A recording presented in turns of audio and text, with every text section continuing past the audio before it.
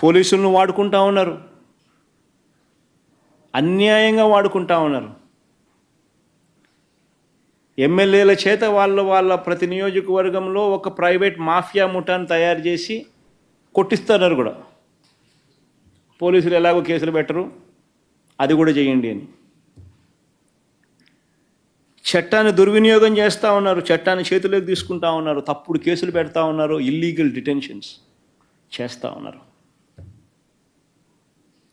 తీవ్రమైన మానవ హక్కుల ఉల్లంఘనకు వీళ్ళంతా కూడా పాల్పడుతూ ఉన్నారు.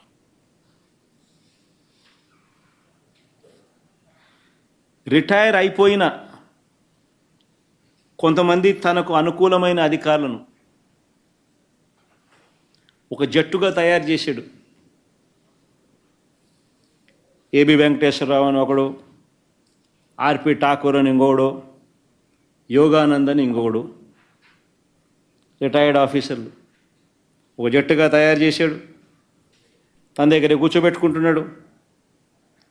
వీళ్ళందరూ చేసేది ఏంది? జిల్లాల్లో చంద్రబాబు ప్రభుత్వానికి ఎవరు వ్యతిరేకంగా ఉన్నారో, ఎవరు చంద్రబాబు మీద వేదికలు పెట్టి వేదికలపైన గట్టిగా నిలదీస్తున్నారో వారి పేర్లను టీడీపీ పార్టీ వర్గాల నుంచి,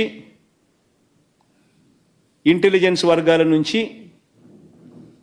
వీళ్ళంతా సేకరిస్తారు. సేకరించి ఈ జాబితా ఆధారంగా, ఈ తప్పుడు ఫిర్యాదుల ఆధారంగా, ఈ జాబితాల ఆధారంగా ఎస్పీలతో వీళ్ళు ఫాలో అప్ చేస్తారు.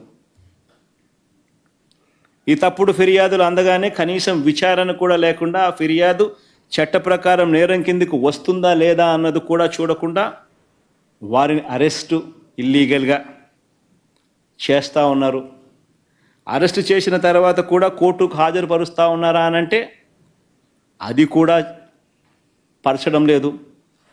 హీబియస్ కార్పస్ వేయాల్సిన పరిస్థితిలో ఈరోజు రాష్ట్రం ఉంది. తమ వద్దే పెట్టుకుంటున్నారు, కళ్ళకు గంతలు కడతా ఉన్నారు. వాళ్ళందరికీ కూడా రకరకాల పోలీస్ స్టేషన్లు తిప్పుతూ ఉన్నారు, థర్డ్ డిగ్రీ ప్రయోగిస్తున్నారు. మళ్ళీ కింద ఈ పోలీసులు ఏం చేస్తూ ఉన్నారు అని అంటే, వీళ్ళు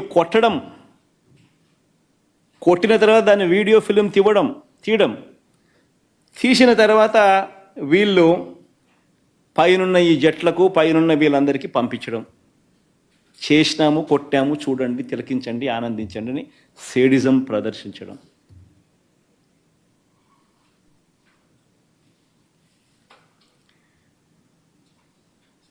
ఈ రకంగా థర్డ్ డిగ్రీ దెబ్బలు కూడా చూపిస్తూ ఉన్నారు మెజిస్ట్రేట్ల దగ్గర.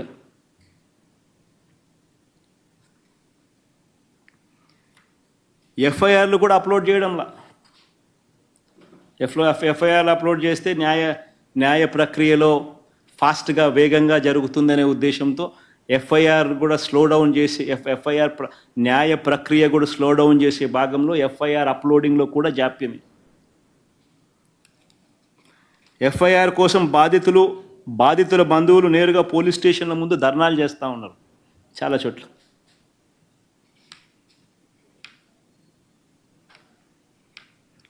ఎంతో కష్టపడి న్యాయవాదులు వీళ్ళని ఎవరైనా బయటకు తీసుకొని వస్తే ఇంకో కేసు పెట్టి మళ్ళీ అరెస్ట్ చేసే కార్యక్రమం కూడా జరుగుతూ ఉంది ఈరోజు రాష్ట్రంలో.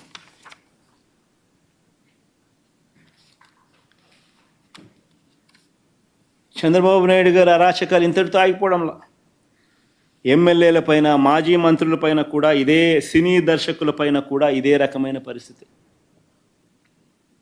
మనమంతా చూసాం. మనం చెప్తా ఉన్నా రామచంద్రారెడ్డి అని, పెద్దిరెడ్డి రామచంద్రారెడ్డి అని, ఆయన తోటలో దగ్గరుండి ఎస్పీ ప్రోద్బలంతో దగ్గరుండి సిఐ అక్కడికి పోయి ఆయన తోటలో నాటు తుపాకులు పెట్టే కార్యక్రమం చేసి, తోటలో పనిచేస్తూ ఉన్న ముసలాయమ, దాదాపుగా 55-60 ఏళ్ళ వయసు, 60 ఏళ్ళ వయసులో ఉన్నాయమ, కొట్టి